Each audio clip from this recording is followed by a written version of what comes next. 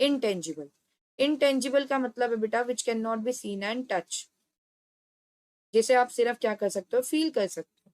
तो मैनेजमेंट का भी जो फंक्शन है ना बेटा, वो आप मैनेजमेंट को नहीं देख पा रहे। आपको अगर मैं बताऊं कि इस पर्टिकुलर स्कूल का रिजल्ट बहुत बढ़िया गया है, बहुत बढ़िया रिजल्ट गया है, तो आप बोलोगे हाँ उस स्कूल की मैनेजमेंट क्या होगी, अच्छी होगी, है ना। वो हॉस्पिटल से जो भी कोई जाता है सब ठीक होकर वापस आते हैं वहां से, तो उसकी मैनेजमेंट क्या होगी, अच्छी होगी।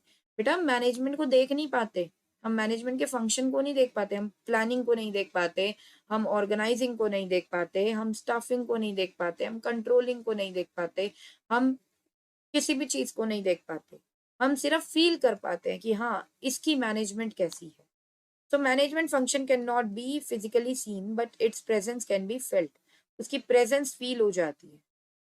नेक्स्ट बेटा, importance of management.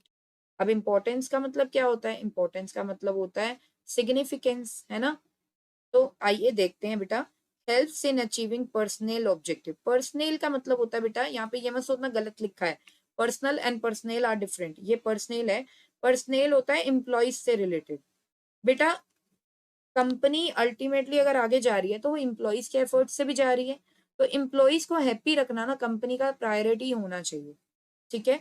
So company बेटा, जो कंपनी की मैनेजमेंट है, वो आपने अभी किया ना management of people, management of people का काम क्या है कि वो एम्प्लॉयज को ऑब्जर्व करे कि वो खुश हैं या नहीं है, अगर कोई प्रॉब्लम उन्हें आ रही है तो उनके लिए सॉल्यूशन निकाला जाए, है ना, ताकि हमारे एम्प्लॉयज क्या रहें, खुश रहें।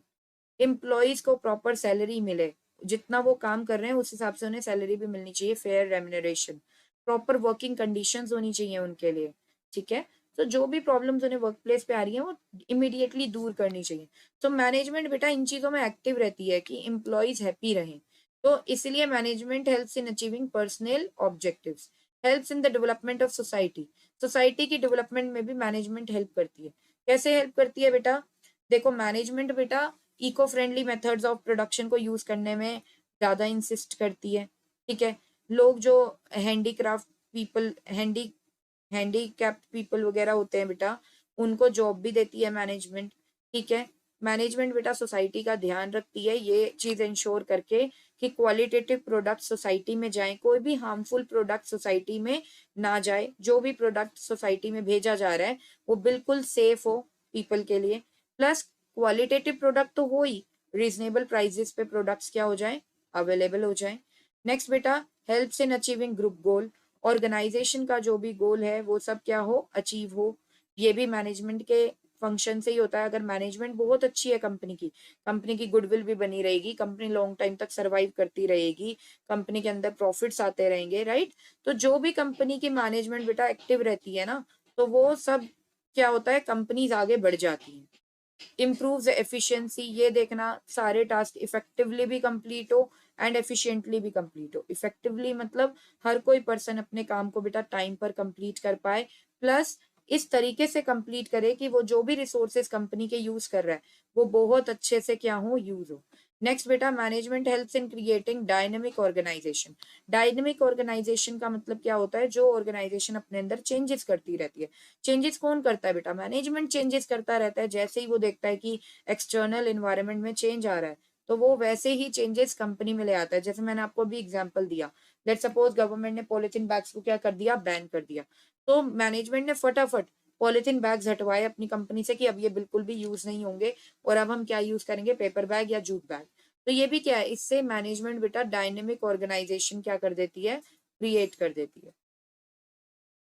तो आइए देखते हैं importance of management. Management helps in achieving group goal, integrate employees objective with the organizational objective. बेटा कोई एम्प्लॉय भी अगर किसी कंपनी में काम करता है और ऑर्गेनाइजेशन का अपना अलग ऑब्जेक्टिव होता है, एम्प्लॉय का अपना अलग ऑब्जेक्टिव होता है। मैनेजमेंट का काम होता है कि इन दोनों के ऑब्जेक्टिव्स को मिला देना और इस तरीके से मिलाना कि जैसे ही ऑर्गेनाइजेशन का ऑब्जेक्टिव अचीव होगा ना, तो वैसे ही एम्प्लॉय का भी ऑब्जेक्टिव क्या हो जाए, अचीव हो जाए। लेट सपोज बेटा एम्प्लॉय का मान लो ऑब्जेक्टिव होता है सैलरी इंक्रीमेंट, सैलरी इंक्रीमेंट चाहिए एम्प्लॉय को, ठीक है। सो ऑर्गेनाइजेशनल ऑब्जेक्टिव का भी क्या मतलब है, आगे बढ़ना, है ना।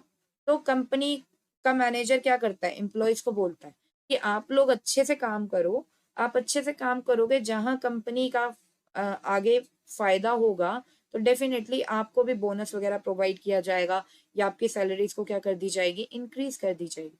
तो यहाँ पे मैनेजर क्या करता है, मैनेजर बेटा इंटीग्रेट करता है एम्प्लॉयज के ऑब्जेक्टिव को with the organization objective, match कर देता है वो इन सब चीजों को। मैनेजमेंट इंक्रीजेज एफिशिएंसी, मैनेजमेंट ये इंश्योर करता है कि जितने भी एम्प्लॉयज हैं वो रिसोर्सेज ढंग से यूज कर रहे हैं, जिससे कि मिनिमम कॉस्ट आए, क्योंकि जितनी मिनिमम कॉस्ट होगी बेटा उतना ज्यादा प्रॉफिट होगा, ऑप्टिमम यूटिलाइजेशन ऑफ रिसोर्सेज रहे। Management creates a dynamic organization, है ना।